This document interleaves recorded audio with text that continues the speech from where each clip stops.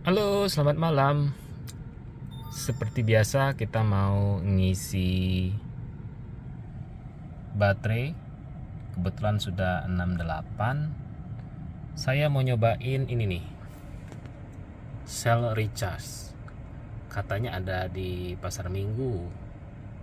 Kita mau cobain dan pengen tahu apakah lebih bagus dibandingkan Pertamina sebagai kompetitor langsung. Ini adalah list dari sel yang support EV charging ya. Mulai dari Bekasi, Raden Inten, Menteng, MT Haryono, Supomo, Gatot Subroto. Nah, ini yang mau kita coba mampirin ya. Tapi sempat gak ya jam 10? Mudah-mudahan sempat. Kalau nggak sempat ya kita cari yang lain. Tendean, Jagorawi Bogor, dan Mogot. Tadi saya hitung berapa ya, 11 atau 13 ya. Nanti saya update tulisannya jumlahnya berapa. Yang pasti dia lebih banyak dibandingkan dengan Pertamina.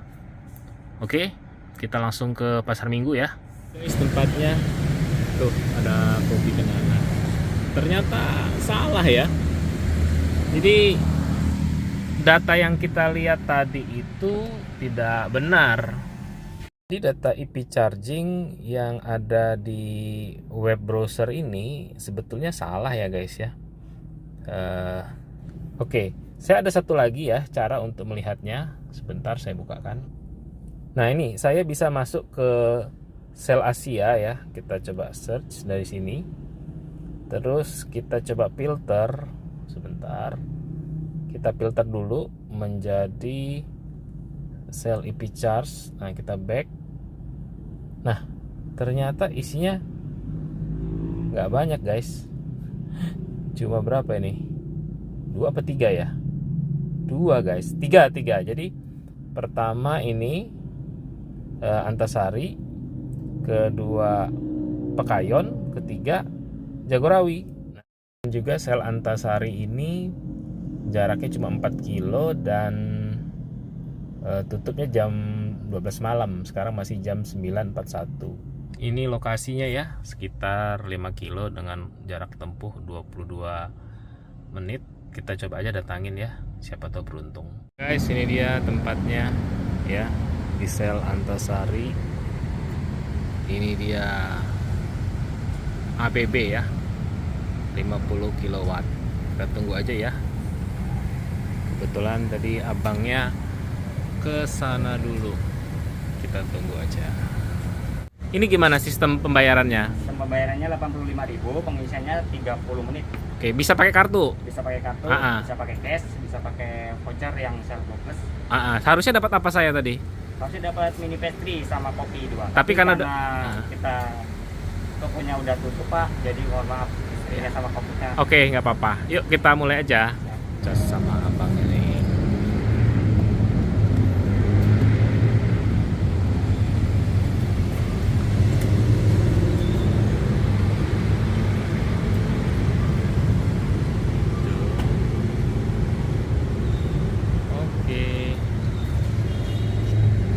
Jadi udah disetting Mas ya? Dia 30 menit pasti ya? Iya, udah otomatis 30 menit. Oke.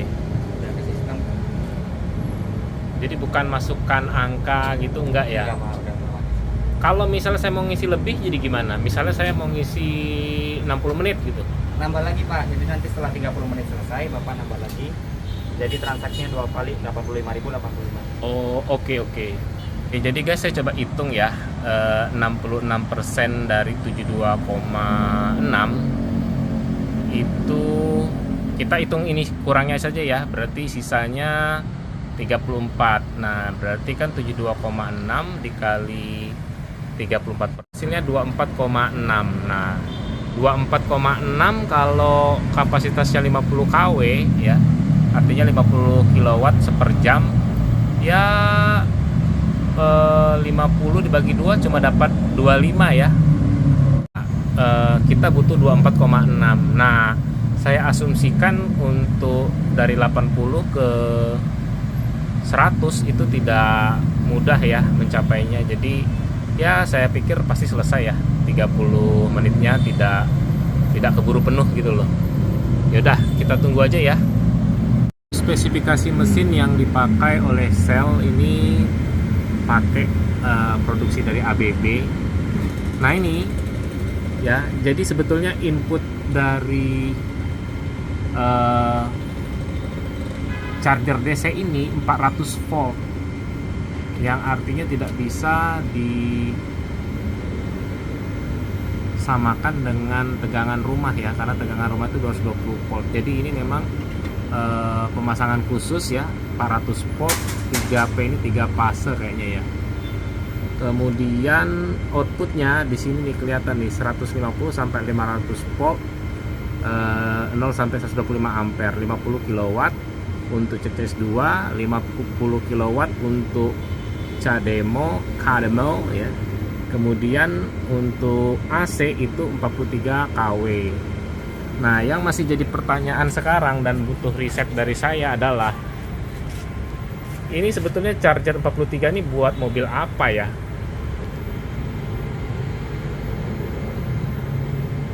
Padahal kan onboard charger atau converter yang ada di mobil Ioniq contohnya nih ya, yang menurut saya termasuk besar kapasitas baterai, cuma support sampai 11 kW. Nah ini dia bilang 43 kW. Nah sebetulnya yang sanggup mengkonsumsi 43 kW AC itu mobil apa? Nah nanti akan saya coba baca-baca dulu ya, cari referensi. Tapi kalau teman-teman ada yang tahu, tolong tulis di kolom komentar ya. Ini statusnya masih 70%, yang masuk baru 3,9 lah ya. Berarti kurang, kalau 24 sekitar 21-an, 21 kWh. Masih ada di Pangeran Antasari, itu dari arah Kemang, dari arah Blok M, langsung masuk ke sini ya. Nah ini nih buat temen-temen nih, harga bensin udah gila-gilaan ya, udah saatnya ganti mobil listrik. Kita ada di pom bensin Shell. Di sini ada tulisan ini nih, Shell Recharge, untuk menginformasikan bahwa di sini ada EV charger. Tuh. Mereka menyebutnya Shell Recharge ya. Nih. Ini dia lokasinya. Harus kita dapat bonus ya, seperti di Pertamina, tapi kita nggak dapat. Nah, karena udah malam, udah tutup. Nih posisinya. Untuk fasilitas di SPBU Shell ini di Antasari, ada Nawilis ya untuk ganti oli dan ban. Kemudian di situ ada Shell Select ya, yang tadi dia bilang bakal ngasih kita makanan gratis untuk menunggu proses charging. Jadi semacam complementary gitu ya, bonus karena kita menunggu selama 30 menit. Tapi ya tadi ya, seperti kata Mas yang jaga, kalau bisa jangan datang ke sini pada saat toko tutup. Yuk kita lihat yuk, tutupnya jam berapa. Nggak ada jam operasionalnya di sini. Nanti kita coba tanya sama masnya saja. Ini dia guys, kenapa kamu nggak boleh ngisi di Shell Recharge di atas 80%? Karena kilowatt yang masuk nih hanya di angka 5 ya, bukan lagi di angka 50 kW yang maksimal. Tentunya untuk menjaga baterai ya, supaya tidak cepat rusak. Jadi kita rugi di sini nih. Kita ngisi 5 kW, tapi kita dibayar berdasarkan menit, bukan berdasarkan kW ya. Jadi kalau mau ngisi ke sini jangan pernah di bawah 50, jangan pernah di atas 54%, karena kita akan kena ini nih, KW-nya rendah ya. Jadi kalau mau maksimal, datanglah kemari pada saat persentase baterainya 54%. Ini cukup unik guys. Tadi kan angkanya 5 kW, tapi sekarang naik lagi jadi 49 loh. Nah, ini mungkin bisa jadi lebih cepat nih jadi ujung-ujungnya nih. Ya, karena dia balik ke kecepatan awal. Jadi 49 kW per jam.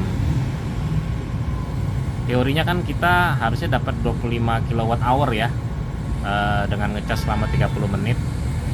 Walaupun kalau ngeliat sisa 2 menit nih kayaknya nggak bakal dapat ini.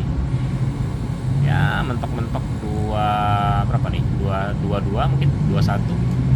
Kita tunggu aja ya. Nah ini ada penurunan lagi nih, nggak ketahuan nih apa penyebabnya nih, tapi bisa jadi ya berdasarkan hitungan komputer ya, kapan harus turun, kapan bisa naik. Mungkin kalau sudah panas dia turunkan ya, kalau mendingin dia bisa naikkan lagi. Ini kita menjelang angka 30 menit ya, kita tunggu, nanti kita rekam ulang. Kita menjelang 15 detik terakhir, kita tunggu angkanya berapa, dapatnya apakah 22. Nah ini masih ada datang nih, dikit lagi mas ya, detik-detik terakhir nih. Oke, jadi dia otomatis stop ya. Gimana kan sekarang? Oke, dipencet stop, kemudian ini dicabut. Oh sebentar, dibuka dulu mungkin. Bisa? Oke. Oke, terakhir Mas, ini tutupnya jam berapa SPBU-nya? SPBU-nya belum 24 jam sampai jam 12 malam, Pak. Oh, sampai jam 12 malam. Ya. Terus kalau toko itu yang dapat bonus makanan tadi tutupnya jam berapa? Jam 9 malam, Pak. Jam 9 malam. Ya. Oke. Buka jam 6 pagi. Buka jam 6 pagi. Oke, makasih ya Mas ya. Makasih, Pak. Yo. Di jalan, Pak. Oke, sekarang saatnya kita membuat kesimpulan ya. Jadi tadi kita bayarnya 85.000 ya. Untuk 30 menit. 30 menit itu kalau pakai charger 50 kW, artinya kita mungkin cuma dapat 25 kWh ya, karena 50 kW itu kapasitas untuk 1 jam. Jadi kita bagi saja 25. Ini pun sebetulnya secara teori tidak mungkin tercapai 25 ya, karena ngecas itu nggak mungkin langsung 50, kadang-kadang 49, kadang-kadang 48, kadang bisa lebih rendah, sehingga harga per kWh-nya 3.400 ya. Untuk kasus saya tadi, karena saya datangnya di angka 61%, sehingga saya menyentuh angka 90%, saya cuma dapat 21,9, atau kalau kita bulatkan menjadi 22. Jadi 85.000 kita bagi dengan 22, maka saya membayar seharga 3.863. Anggaplah 3.850 lah ya. 3.850. Bisa dibilang ini memang harga SPKLU termahal ya. Bayangkan kalau kita pakai apa tadi? Bayangkan kalau kita datang ke Shell pakai Wuling EV REV, terus kita ngecas tapi cuma sanggup jadi 6,6 kilowatt per jam saja. Bayangin tuh. Berarti kita cuma dapat sebanyak berapa tuh? 6,6 dibagi setengahnya, berarti kita cuma dapat 3,3 saja kilowatt hour, disuruh bayar 85.000. Nah, mungkin nggak kita beli ke Shell? Kayaknya nggak mungkin ya, karena memang nggak relevan sih menjual listrik tapi hitungannya waktu, harusnya dicasnya berdasarkan kWh. Dan kalau kita terpaksa ke sana karena kita sebetulnya tahu itu mahal ya, dan ya tetap ada aja sih yang mau ke Shell karena bensinnya juga lebih mahal dibandingkan Pertamina. Meskipun itu kan beda cerita ya, ini kita ngomong kandungan timbal dan segala macam. Kalau listrik ya pure listrik ya listrik. Jadi rasa-rasanya Shell tidak mungkin bisa bersaing menjual dengan harga yang lebih mahal, karena listriknya sama-sama listrik. Tidak ada yang beda gitu kan, KWH sama-sama KWH. Jadi mungkin harus dirubah ya cara jualannya. Kemudian tadi saya coba menghitung ya, yuk kita coba ulang lagi ya. Tadi saya juga mencoba menghitung berarti kan kita hanya boleh masuk ke sana di kondisi 80% ke bawah ya. Berarti kalau kita kurangi nih misalnya ya, kita punya kapasitas 72,6, kemudian dikali 80%, dimana dia ngecasnya masih maksimal persen, maka kita harus mengurangi 58 ini. Tadi saya datangkan dengan angka 61, itu salah itu. Kita kurangin ini dengan angka 25 ya. Kalau tadi sanggup 25 ya, walaupun teorinya nggak mungkin. Jadi kita pakai aja angka 25, ya, angka yang aman menurut saya. Jadi kita harus datang ke sana dengan angka 33 kWh ya. Yang kalau dirubah supaya kelihatan di meteran Ioniq itu jadi persentase, maka kita bagi dengan angka 72,6, maka angkanya harus 45,64. Kita kali 100 dulu ya. Kita kali 100, maka kita harus datang dengan angka 45,56% ya, seperti hitungan saya tadi ya. Jadi jangan pernah ke SPBU Shell dengan angka di atas 45,5%, atau anggaplah 45% lah ya. Jangan pernah melewati angka 45%. Oke, jadi gitu ya kesimpulannya ya. Nanti akan saya buatkan semua harga tarif-tarif yang ada untuk SPKLU baik swasta maupun BUMN. Nanti kita bandingkan mana yang lebih murah dibandingkan yang lain. Oke, itu aja video kita kali ini. Sampai jumpa di video berikutnya.